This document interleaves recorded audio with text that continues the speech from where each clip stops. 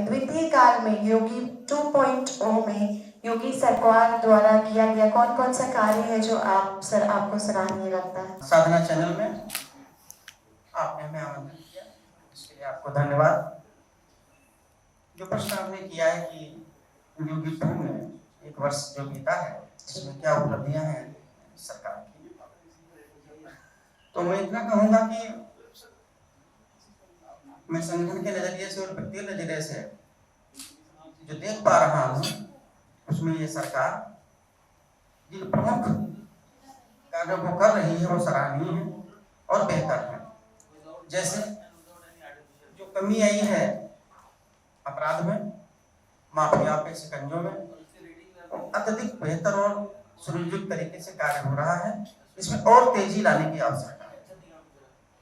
अभी भी अपराध की ग्राफ में जो कमी होनी चाहिए उतनी कमी नहीं हो पाई है। जो संरक्षण नेताओं को प्राप्त होता है अपराधियों को, उसमें अंकुश लगना चाहिए। मेरा एक सुझाव भी है।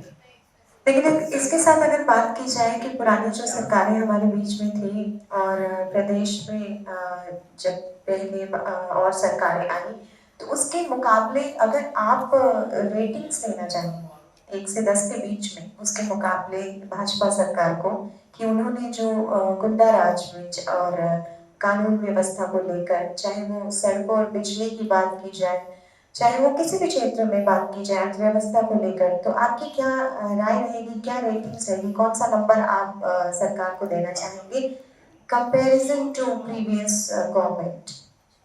जी, अभी पिछली कुछ सरकारों में जिन्होंने प्रदेश में राज किया है, उस समय एक मायावती की सरकार थी। उस समय नायडर और इन सब चीजों में काफी तक अंकुश लगा हुआ था। उसके बीच में जो अंतराल विचंदिता है उसमें इसमें कोई कमी नहीं आई थी, बल्कि संरक्षण ही मिला।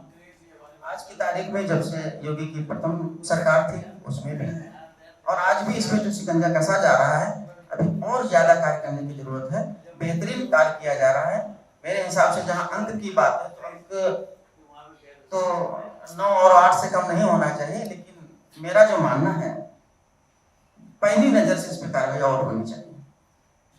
तभी इन गुंडों और इन माफियाओं पे शिकंजा कसा जा सकेगा और अपराध जो लोग करते हैं समाज में उसी से सबसे ज्यादा दुर्गुण उत्पन्न होता है और आम आदमी का जनजीवन उससे अव्यवस्थित हो जाता है।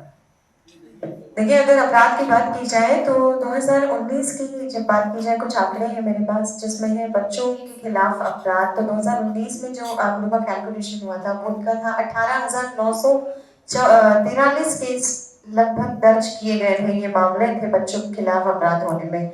2021 में इसमें 16,838 केस दर्ज किए प्राप्त हुए हम सबको।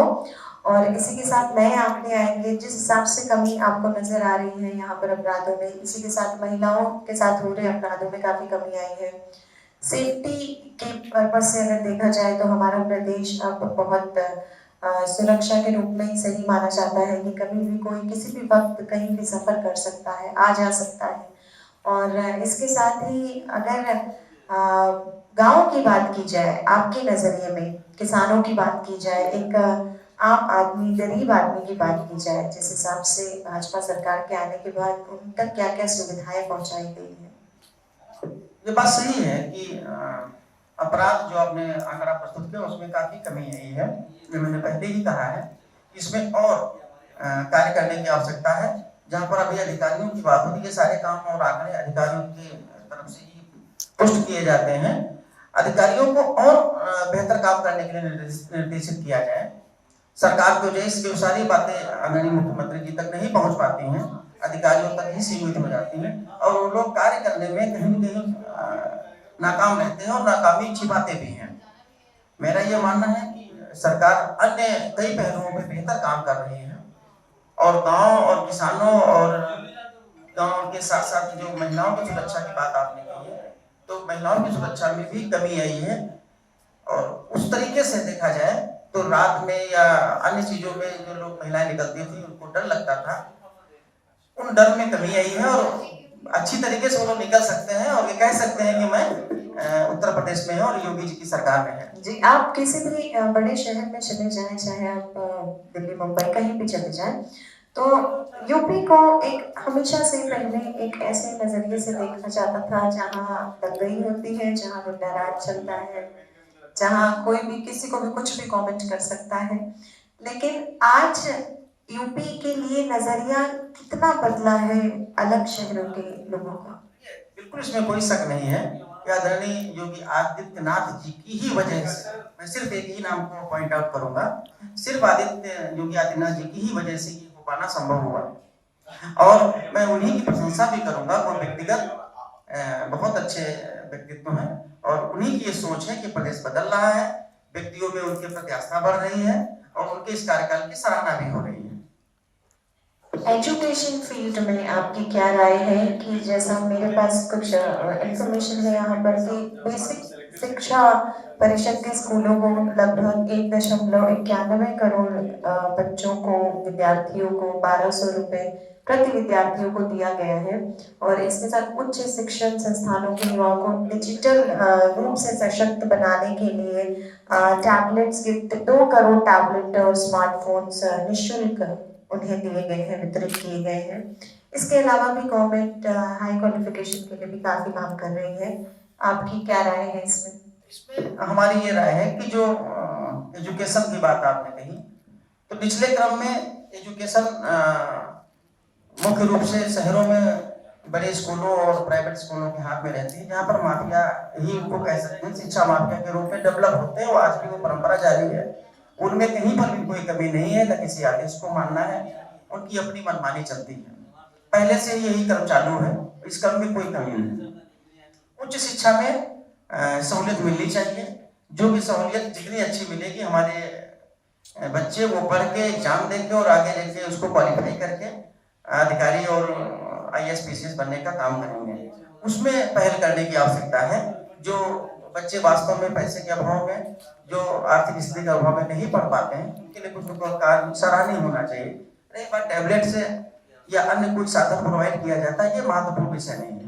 और एक सबसे अहम मुद्दा कह सकते हैं, पूरे देश का सबसे बड़ा मुद्दा, दो ऐसे मुद्दे एक्चुअली, कि एक जो कश्मीर के बारे में हमने सुना था और दूसरा राम मंदिर के हक में, सभी हिंदुओं के हक में ये फैसला आया है कि राम मंदिर का निर्माण किया जाएगा और अयोध्या फैजाबाद को बना दिया गया है, क्योंकि अयोध्या राम जी की नगरी मानी जाती है। कहते हैं वहां कहीं पे भी आप खुदाई भी करें तो हर जगह आपको सोना ही मिलेगा, हर जगह आपको राम से रिलेटेड ही कुछ ना कुछ प्राप्त होगा।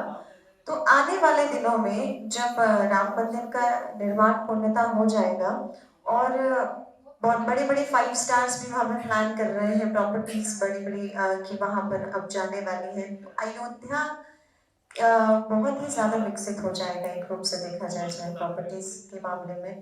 तो आपका क्या कहना है? जी बिल्कुल, आपने सही प्रश्न किया। अयोध्या पूरे विश्व के पटल पर उसकी नजर है। विश्व पटल का अयोध्या ये धार्मिक स्थल है। अयोध्या हमारे प्रभु श्री राम जी के आराध्य इस जन्म स्थली है और मैं अखिल भारतीय क्षत्रिय कल्याण परिषद, जिसमें संस्था से आपको प्रेजेंट कर रहा हूँ, तो पिछले वर्ष 2 वर्ष पहले महाराणा प्रताप की मूर्ति गुप्ता घाट, जो वहाँ का प्रसिद्ध घाट है, जहाँ पर भगवान श्री रामचंद्र जी ने जल समाधि लिया था, वहाँ पर गुप्ता घाट में हमारी महाराणा प्रताप की मूर्ति, भव्य मूर्ति की स्थापना हुई है और जिसका उद्घाटन माननीय योगी आदित्यनाथ जी ने किया था और सबसे भव्य मूर्ति वो मेरे संगठन की, मेरे जिलाध्यक्ष द्वारा ही लगाई गई है। तो वैसे भी हम लोग इस पहल में आगे काम कर रहे हैं और अयोध्या के बारे में कुछ कहने का मतलब नहीं है, भव्य स्थल है। नहीं, उससे रिलेटेड बस वही सवाल था कि जिस हिसाब से, क्योंकि आगे प्रॉपर्टीज के भी रेट बढ़ेंगे तो अर्थव्यवस्था को लेकर के देखा जाए, बढ़ती जा रही है और पर्यटन स्थल है, बेहतर स्थल है, विश्व में नंबर 1 का स्थल है। और अयोध्या के बारे में, श्री राम जी के बारे में, वो जन्म स्थली ऐसी पौराणिक है कि जिसका वर्णन हम लोग अपने शब्दों से कर ही नहीं सकते। जी बिल्कुल बिल्कुल। भाई, बहुत शुक्रिया आपका रमेश जी कि आपने वक्त दिया यहाँ पर, अपनी राय रखी। Thank you very much.